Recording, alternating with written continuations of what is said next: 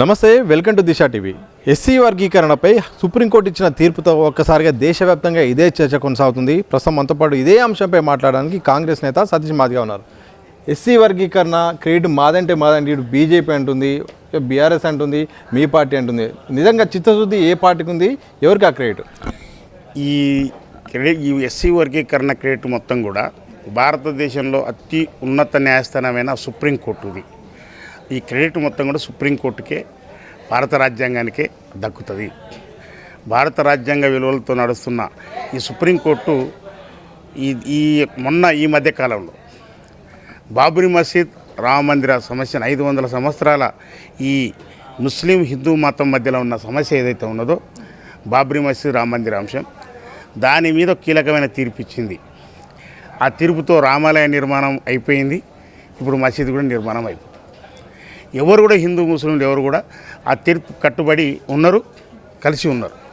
అదే రకంగా ఆ తర్వాత మళ్ళీ అదే అత్యున్నత న్యాయస్థానం బాబ్రీ మసీద్, రామ మందిర విషయంలో 7 మంది ఏదైతే జడ్జిలతో ధర్మాసనం తీర్పిచ్చిందో, ఇప్పుడు ఎస్సీ వర్గీకరణ, ఇది ఎస్సీలలో ఉన్న మాల, మాదిగ మరియు ఇతర కులాలు, ఎస్సీ ఉపకులాలు ఏవైతే ఉన్నాయో ఈ డిస్క్రిమినేషన్, ఒకరికి కల్పించిన రిజర్వేషన్, అందరికి కల్పించిన రిజర్వేషన్ కొంతమంది తీసుకొని పోతున్నారు అనే యొక్క వాదనలో ప్రధానంగా ఉమ్మడి ఆంధ్రప్రదేశ్ రాష్ట్రంలో ఉన్నప్పుడు మాదిగలుగా మేము తెలంగాణ ప్రాంతంలో మరియు తెలుగు ప్రాంతంలో చాలా ఎక్కువ ఉన్నాం, మేము దేశంలో కూడా ఎక్కువ ఉన్నాం, మాకు అన్యాయం జరుగుతుంది రిజర్వేషన్లు అని చెప్పేసి మేము 30 ఏళ్ల క్రితం మూవ్మెంట్ ప్రారంభం చేసినాం. మందకృష్ణ మాదిగ గారు కానీ మేమందరం కూడా, ఆయన ఫౌండర్ ప్రెసిడెంట్ అయితే నేను ఫౌండర్ జనరల్ సెక్రటరీ. అయితే ఈ 30 సంవత్సరాల సుదీర్ఘమైన కాలంలో ఫస్ట్ చంద్రబాబు నాయుడు గారు ఎస్సీ వర్గీకరణ చేసిండు. ఎస్సీ వర్గీకరణ చేసిన తర్వాత ఇది 4 సంవత్సరాలు అమలైంది. ఆ తర్వాత కొట్టుడు పోయింది 2004లో. ఆ సమయంలో రాజశేఖర రెడ్డి గారు ముఖ్యమంత్రి, కాంగ్రెస్ ప్రభుత్వం ఆ రోజు మాదిగలకు న్యాయం చేయాలనే ఆలోచనతోన కేంద్రంలో, అప్పుడు అధికారంలో కేంద్రంలో కాంగ్రెస్ పార్టీ ఉన్నది కనుక సోనియా గాంధీ గారు ఉషా మెహ్రా కమిషన్ అని ఒకటి ఏర్పాటు చేశారు.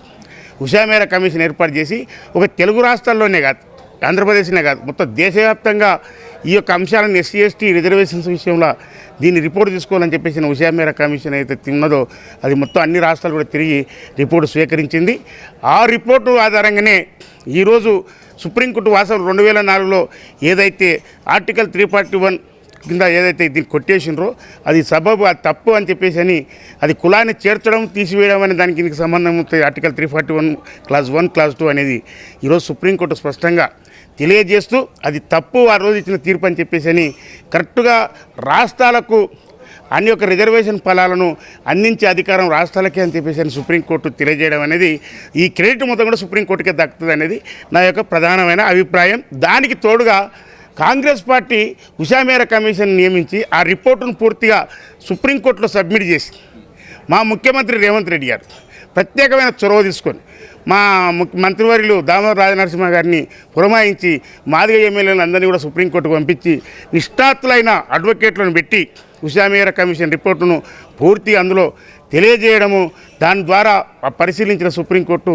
ఈరోజు ఎస్సీ వర్గీకరణకు రాష్ట్రాలకు అధికారాలు ఇస్తూ తీర్పు చేయడం అనేది ఇది కాంగ్రెస్ పార్టీకి మరియు సుప్రీంకోర్టుకే ఈ క్రెడిట్ దక్కుతుంది అనేది ఒక మాదిగ బిడ్డగా ఉద్యమం చేసిన మాదిగ సతీష్ మాదిగగా నేను తెలియజేస్తున్నాను. అయితే న్యాయ ప్రక్రియ అయితే పూర్తయింది, ఇక చట్ట ప్రక్రియ కానుంది. పార్లమెంట్లో చట్టం కావాల్సిన అవసరం ఉంది. ఈ నేపథ్యంలో ఎట్లా ముందుకెళ్ళే అవకాశం ఉంది? కేంద్రం సహకరిస్తుందా, లేకపోతే ఈ చట్టం వీగిపోయే అవకాశం ఉంది? ఇప్పుడు ప్రధానంగా ఇప్పుడు చాలామంది ఏమంటున్నారంటే అత్యున్నతమైన న్యాయస్థానం 7 జడ్జిలు ఇచ్చిన తీర్పును సవాల్ చేస్తూ మేమే 9 మంది జడ్జిల దగ్గరికి వెళ్తామని కొంతమంది వ్యతిరేకిస్తున్న వాళ్ళు మాట్లాడవచ్చు. కానీ దీన్ని చర్చించడానికి మా నుంచి కాదు, ఇంకా 2 జడ్జిలు యాడ్ కావాలని చెప్పేసి అప్పీల్ చేయవలసింది 7 జడ్జిలు తీర్పు ఇచ్చేది. అయితే అటువంటిది వాళ్ళు చెప్పలేదు కనుక ఈరోజు 7 మందిలో 6 మంది దీన్ని అనుకూలంగా చెల్తూ జడ్జిమెంట్ ఇచ్చింది కనుక ఇక ఆ అవకాశం లేదు. నెంబర్ 2, ఇప్పుడు ఆర్టికల్ 341 గురించి మన మాజీ ఎంపీ హర్ష కుమార్ గారు అమలాపురం ఆయన మాట్లాడండి. వాస్తవానికి ఆర్టికల్ 341 1, 2 ఏం చెప్తుందో ఆయన ముందు చదువుకోవాలి. మాలమాదిల మధ్యన విభేదాలను, గొడవలను పెంచడానికి కొంతమంది ప్రయత్నం చేస్తున్నారు. ఆ రోజు బాబ్రీ మసీదు, రామ మందిర తీర్పు విషయంలో 2 మతాలు ఎట్ట ప్రశాంతంగా ఉన్నాయో ఈరోజు సుప్రీంకోర్టు తీర్పు వర్గీకరణ విషయంలో తెలియజేసిన దానికి కూడా మాలమాదిగలు కూడా అదే రకంగా ప్రశాంతంగా ఉండి సుప్రీంకోర్టు తీర్పుకు అనుకూలంగా ఉంటే చాలన్నది మా యొక్క ప్రధానమైన అభిప్రాయం. దాంతోపాటుగా మీరు అడిగిన దానికి సుప్రీంకోర్టు జడ్జిమెంట్ వచ్చిన వెంబడే ఆన్ ది స్పాట్లో స్పందించి అసెంబ్లీ జరుగుతున్న సమయంలో చర్చను కొంతసేపు ఆపి ఎస్సీ వర్గీకరణ పైన సుప్రీంకోర్టు తీర్పు పైన మా ముఖ్యమంత్రి రేవంత్ రెడ్డి గారు సానుకూలంగా స్పందించి, ఎందుకంటే ఆయన మొదటి నుంచి కూడా రేవంత్ రెడ్డి అనే వ్యక్తి కింది స్థాయి నుంచి వచ్చినాడు.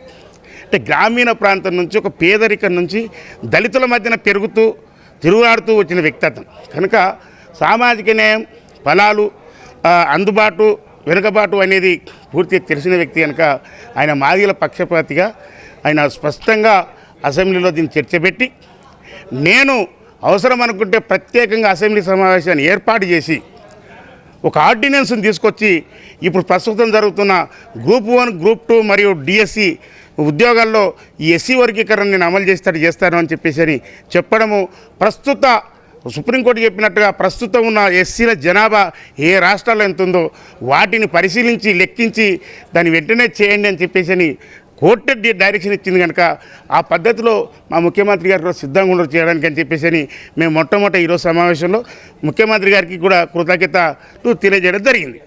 సమావేశంలో ప్రధానంగా ఎలాంటి ఎజెండాతో ముందుకెళ్ళబోతున్నారు? దాదాపు మేధావులందరూ వచ్చారు, ఎమ్మెల్యేలు అందరూ కూడా కీలకమైన వ్యక్తులు కూడా చాలామంది ప్రసంగాలు చేశారు. చివరిగా ఎలాంటి కార్యక్రమం చేయబోతున్నారు? ఇప్పుడు ఈరోజు చివరిగా మేము తీర్మానం చేసింది, మా మంత్రి గారు తీర్మానం చేసింది విన్నారు. ఈ సుప్రీంకోర్టు జడ్జిమెంట్ ఏదైతే ఉందో 500 చిల్లర పేజీలు ఏవైతే ఉన్నాయో వాటన్నిటిని నిష్ఠాతులైన అడ్వకేట్లతోన మేము ఒక కమిటీని ఏర్పాటు చేసి దాన్ని పూర్తిగా స్టడీ చేసి ఆ లోటుపాట్లను వాటి అన్నిటిని కూడా అర్థం చేసుకొని మేము ఒక రిపోర్టు తయారు చేసి ముఖ్యమంత్రి గారికి సబ్మిట్ చేసి అంతలోపల అది సబ్మిట్ చేసిన తర్వాత ఇప్పుడు ప్రస్తుత జనాభా 2011లో జనాభా లెక్కలేసిండ్రు, 2021 అంటే ప్రతి 10 సంవత్సరాలకు ఒకసారి జనాభా లెక్కలు తీయాలి. ఈ 2021 కాలే. అయితే ముఖ్యమంత్రి గారు ప్రభుత్వం తలుచుకుంటే ఒక రోజులో రిపోర్ట్ వచ్చేస్తుంది కనుక ఈ రిపోర్టును తీసుకొని ఈ రిపోర్ట్ ఆధారంగా ప్రస్తుత జనాభా ప్రకారం ఏబిసిడీలు చేస్తారా, ఏ టు జెడ్ చేస్తారా, కానీ జనాభా నిష్పత్తి ప్రకారం చేయాలన్నది ఈరోజు తీర్మానం జరిగింది. దాన్ని స్టడీ చేయడానికి ఒక కమిటీ కూడా నియమించుకొని మన అమెరికా నుంచి మా ముఖ్యమంత్రి గారు వచ్చే వరకు ఒక రిపోర్ట్ సబ్మిట్ చేయడానికి ఈరోజు తీర్మానం చేయడం జరిగింది. సో ఉద్యోగాల విషయంలో ఈ యొక్క తీర్పు అమలు అవుతుందా? ఎందుకంటే ప్రధానంగా ఆయన కూడా చెప్పారు, అలాగే మందకృష్ణ మాదిగ గారు కూడా కోరారు, ఒకవేళ నోటిఫికేషన్ ఉంటే దాన్ని ఆపి కొత్తగా మళ్ళీ సెట్ చేసి ఆర్డినెన్స్ ఇచ్చి కొత్తగా వచ్చే ఉద్యోగాల్లో ఒక వర్గీకరణ కలిపి చేయాలని చెప్తున్నారు. ఇప్పుడు కృష్ణమాదేవ్ గారు డిమాండ్ చేసే కన్నా ముందే రేవంత్ రెడ్డి గారు అసెంబ్లీలో చెప్పింది మాట. కృష్ణమాదేవ్ గారు డిమాండ్ చేయకముందే రేవంత్ రెడ్డి గారు నేను ప్రస్తుతం నియామకాలు జరుగుతున్న గ్రూప్ 1లో గ్రూప్ 2లో ఈ ఉద్యోగాల్లో ఎస్సీ వర్గీకరణను అంశాన్ని నేను అందులో చేర్చి ఆ పద్ధతి ప్రకారమే నేను మాదిగ సోదరులకు న్యాయం చేస్తానని కృష్ణమాదేవ్ గారు అడగకముందే చెప్పిండు ఆయన.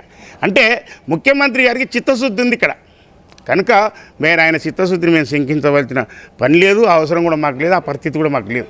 కనుక ఆయన చిత్తశుద్ధితో చేయడానికి సిద్ధంగా ఉన్నాడు.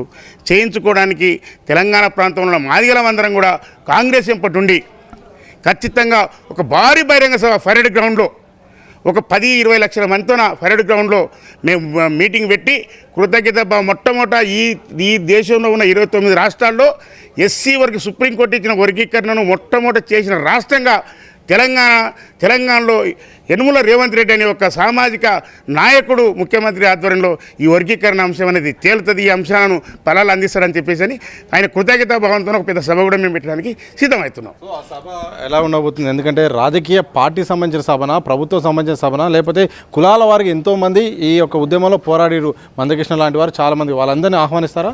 మేము అది టోటల్గా కాంగ్రెస్ పార్టీకి సంబంధించుకొని పెడుతున్న సభ, మాదిగల సభ. అది కృష్ణమాదేవ్ గారు వాస్తవానికి ఒక ఉద్యమ నాయకుడు. ఆయన బీజేపీ ప్రధానమంత్రి గారిని కలిసి ఉండొచ్చు, అది చేసి ఉండొచ్చు, కానీ ఇచ్చింది తీర్పు సుప్రీంకోర్టు కనుక కృష్ణమాదేవ్ గారిని కూడా రమ్మంటమే. కానీ రాజకీయంగా ఆయన నిర్ణయాలు, ఆయన ఆలోచన విధానాలు ఆయనకు ఉండొచ్చు, కానీ మేము ఖచ్చితంగా ఆ యొక్క సభలో ఖచ్చితంగా ముఖ్యమంత్రి గారిని ఆహ్వానించుకుంటాం. ముఖ్యమంత్రి గారికి బ్రహ్మాండంగా సత్కారం చేస్తాం. ఆయన ముఖ్య అతిథిగా ఆయన్నే వస్తాడు. ఆయనకు ఈ మాదిగల మహాపూల దండలు కూడా మేము వేస్తాం. ఇది మా యొక్క ఆలోచన విధానం. ఇది కాంగ్రెస్ నేత సతీష్ మాదిగ గారు ప్రధానం చెప్తుంది. ఏదైతే ఈ సుప్రీంకోర్టు తీర్పు ఉందో వర్గీకరణ విషయంలో మాత్రం మొదటిగా రిప్లై ఇచ్చింది కూడా తెలంగాణ రాష్ట్ర ముఖ్యమంత్రి రేవంత్ రెడ్డి అని, తప్పకుండా వర్గీకరణ అమలు చేసేది కూడా తెలంగాణని. దీనికి రేవంత్ రెడ్డి కృషికి చిత్తశుద్ధికి మేమంతా కలిపి ఒక భారీ బహిరంగ సభ ఏర్పాటు చేస్తాం, కృతజ్ఞత సభ ఏర్పాటు చేస్తాం. అలాగే ఎలాంటి సమస్యలు ఉన్నా, లోటుపాట్లు ఉన్నా అవన్నీ తీర్చుకొని కూడా ఈ వర్గీకరణ అమలయ్యే వరకు కూడా మేమంతా కృషి చేస్తామని కూడా వారు చెప్తున్న సందర్భం చూడొచ్చు. కెమెరా పర్సన్ మసూదంతో సతీష్, దిశ టీవీ, హైదరాబాద్.